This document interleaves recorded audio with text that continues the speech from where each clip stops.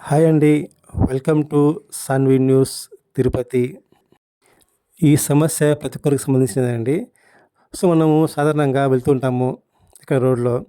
So, ఆ టైంలో కొన్ని చోట్ల శునకాలు అంటే కుక్కలు ఉంటాయి కదండీ! అవి దాడి చేస్తుంటాయి అనుకోకుండా సడెన్‌గా. సో, ఇలా చాలా వరకు జరుగుతుంటాయండి ప్రతి ఒక్క ఊర్లో, ప్రతి వీధుల్లో కూడా. అండ్ కుక్కల దాడులు గాయపడిన వారు చాలామంది చనిపోయారండి. సో, ఈ విషయంలో గురించి నేను వీడియో చేద్దామనుకుంటున్నాను. ఎందుకంటే నాకు ఎన్నో అనుభవాలు ఎదురైనాయి. వెళ్తున్నప్పుడు గూడా అది అటాక్ చేశాయండి.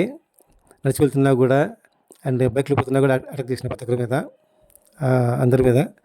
సో, తిరుపతిలో చాలా పలు వీధుల్లో ఇలాగే ఉందని పరిస్థితి. నేను ఈరోజు మార్నింగు గుడికెళ్ళానండి ఇస్కాన్ టెంపుల్‌కి. సో, వెళ్ళేటప్పుడు వచ్చేటప్పుడు చూసానండి. చూడండి, ఇదండి ఇస్కాన్ టెంపుల్ వెళ్ళే రూట్ అనమాట. టీటీడీ క్వార్టర్స్ ఇది. సో, ఇక్కడ చాలా కుక్కలు ఉన్నాయండి. దాడి చేస్తున్నాయి. అంటే చూడండి ఎన్ని కుక్కలున్నాయి ఈడ. సుమారు 10 దాకా కుక్కలున్నాయండి. ఇట్లా పోతుంటే అనుకోకుండా దాడి చేస్తాయండి. ఒకవేళ చిన్న పిల్లలు ఉంటే గిన చాలా ప్రమాదకరము.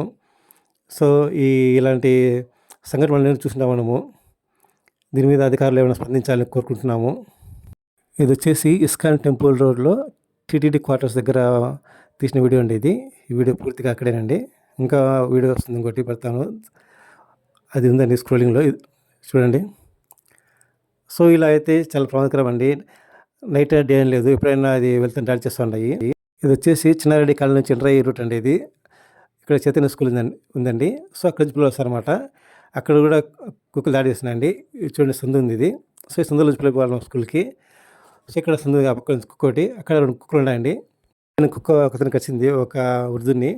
సో, చాలా ప్రమాదకరంగా ఉంది పరిస్థితి ఇక్కడ. ఇదండి చైతన్య స్కూల్ వెళ్ళే రూటు. సో, అధికారులు స్పందించి ఏమైనా చర్య తీసుకోవాలని కోరుతున్నాము. Sanvi news Tirupati, news by Suri.